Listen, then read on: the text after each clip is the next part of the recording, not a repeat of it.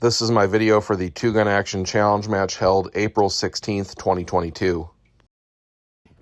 The shooter begins this stage by carrying the machine gun tripod across the range to the other position.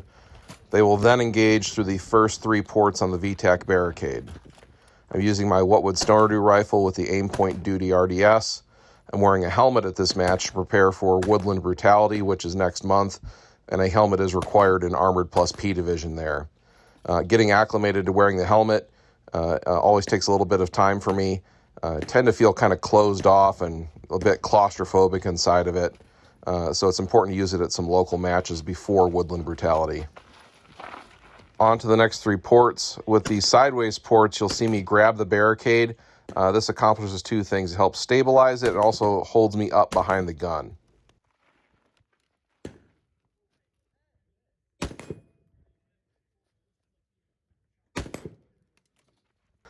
What I'm going to struggle with from these last 3 lower positions is the ear pro mounts on my helmet prevent me from getting quite as low to the ground as I'm used to. So on the first target I engage here, I have a very marginal sight picture. The other thing that's going on is because I'm behind the barricade and my microphones are low to the ground, I cannot hear the hits on target.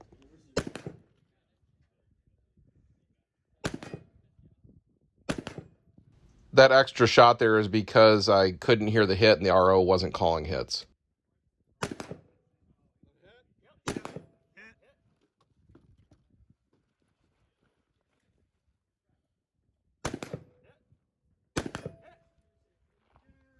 I'm second to Armored and 4th overall on this stage. On this stage, there's a full-size silhouette and a reduced-size silhouette at over 100 yards at the start.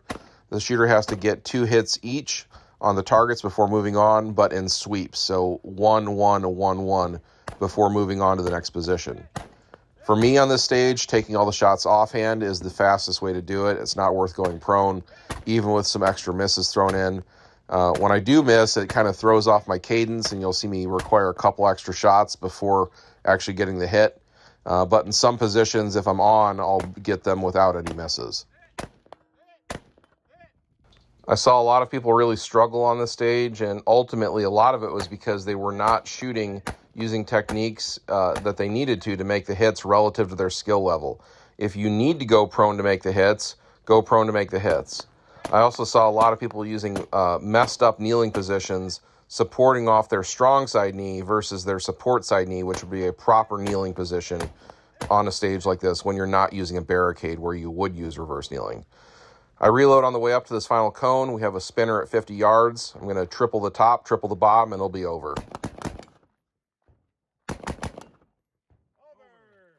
Even though I could get those hits standing on that spinner from that final position, I went prone because it allowed me to triple them that I cannot do standing offhand. I'm first Armored and 1st overall on this stage. In modern divisions on this stage, the shooter has to get a hit on each of the mini IPSCs at 50 yards before moving to the next position. This process will repeat until 20 hits have been achieved. The larger targets you see downrange are for the single shot divisions, and they only have to get a total of 10 hits. The RO is calling out the number of hits so you know how much further you have to go in the stage.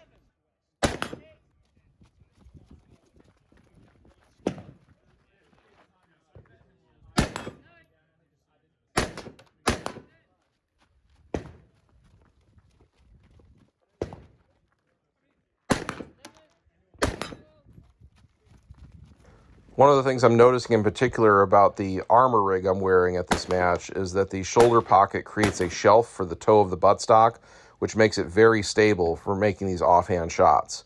Effectively, my entire vest is becoming a shooting harness, like you might see in a high-power match, locking the gun in on my shoulder very positively.